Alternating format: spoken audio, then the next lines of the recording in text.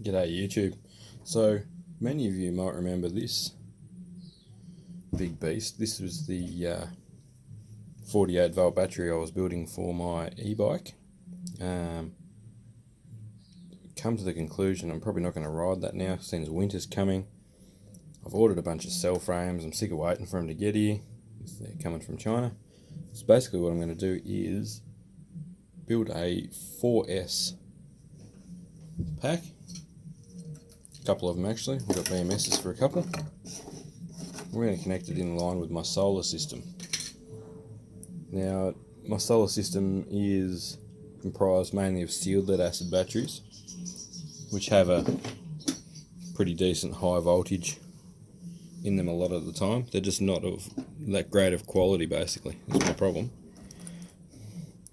So what we're going to do is a lot of these are already fused, and we're going to continue that trend.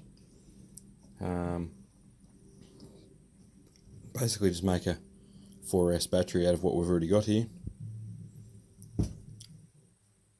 Possibly two, and just have a BMS here and a BMS there. There's 200 cells in this one, so we could probably keep them in the banks.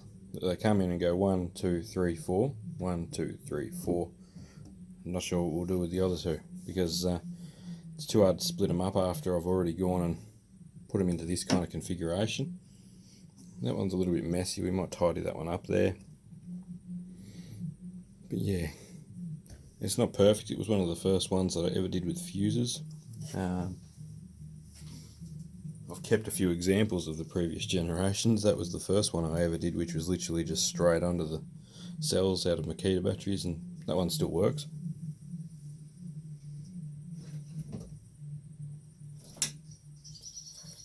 And then we upgraded to more of a gridded design for this beast, and that one still works. The other thing is I can always put the third one of them back on and just use a 3S system and make it kind of stand alone. There's a 3S board. Give it its own BMS, give it its own small inverter, a little 150 watt inverter and a 40 watt panel, so we can then put power straight into this and power straight out of this with a little solar panel, and we'd be able to have just a nice neat little compact battery. But it won't have any cell fuses, so it'll probably have to live on its own out of the shed or something like that, maybe in a toolbox or similar. Like I said, you've got a 40 watt solar panel, a little 150 watt inverter, and this was about 600 watt hours of storage, so could possibly use it for something like that. I'm really debating. I want to start building lithium batteries for this kind of thing. I think I need to order a ton of glass axial fuses rather than use these. Give us your thoughts down below. Would you like to see 3S or 4S done out of the stuff that I've got? So these BMSs are only a reasonably recent acquisition. They say they'll handle like 35 amps, but I'm budgeting on them only handling more like 20. They've got no real cooling or anything, so I'm a bit worried about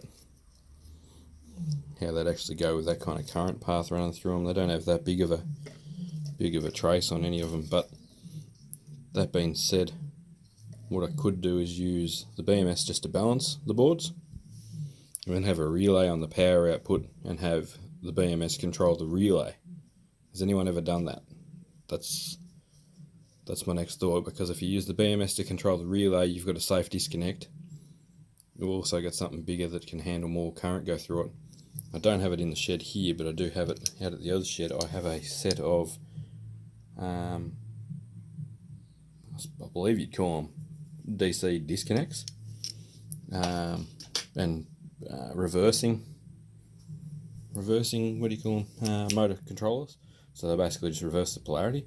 I got a pile of them that I got off that scissor lift I pulled apart, boom lift that I pulled apart, that had the 48 volt DC motor that I've got, and you'll see that somewhere else on the channel.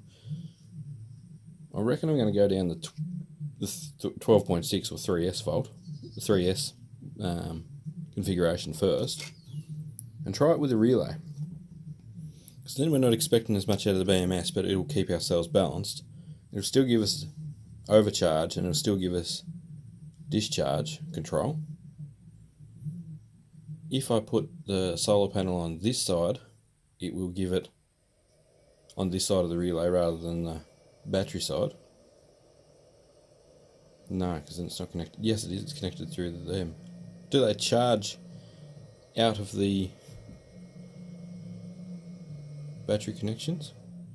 I guess we can fire up the lab power supply and test that. I'll just go and grab it.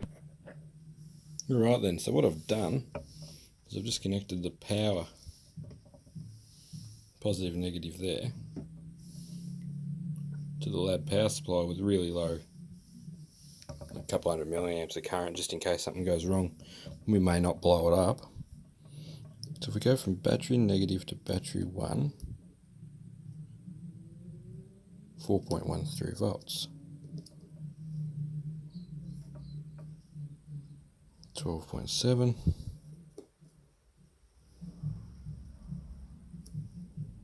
That's battery, yeah, that's battery 3, battery 2, 8.18. So there's no reason I can't use that as a charge controller.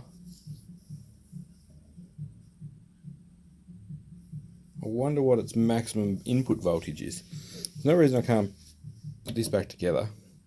I think I've still got the cell phone. Yeah, I do.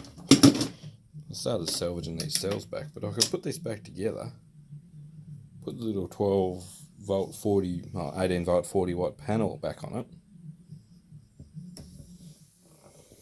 use this little board as a charge controller,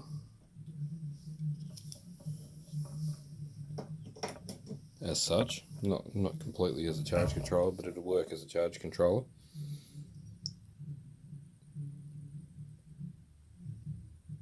The next thing is how much current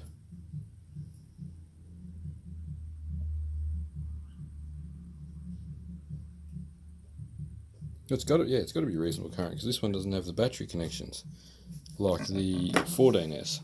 So the 14S one's got 4S one has got power, battery negative, battery positive. So battery positive is just number 4. So that's total positive and total negative. The outside's there. Yeah, no, it should still charge. Sweet, like that then. Oh, that's what I'm going to build today then. We'll build up just a simple charge circuit out of this. And when, it's going to be a bit hard to see because of all the light I've got up here. And when this charge controller gets to 14.8, I think it is, well, I can actually set it, but once it gets over 13 volts charging the lead pack, we can make it, instead of run these lights, we can actually make it charge. So it's a bit of overburden charge that we end up with. We'd be able to charge this battery, well, whatever battery, through one of these boards. Then we could just have a small usage off these for something like maybe lights or whatever we can run through the BMS without pulling big current. Maybe just even a big USB charge station or something like that, because you use quite a bit of power through USB here. Penny for your thoughts. Drop a comment down in the comments down there. What would you like to see first? This used as a charge controller on a 3S battery, building this with INR 18650 20Rs into a 4S battery to use with my solar. Or, yeah, how would you do it? Let me know in the comments down below. Thanks for watching, guys. I appreciate it. Catch you in the next video. Some subscribe buttons over here as always, some more videos over here. You know the deal. Thanks for watching, guys.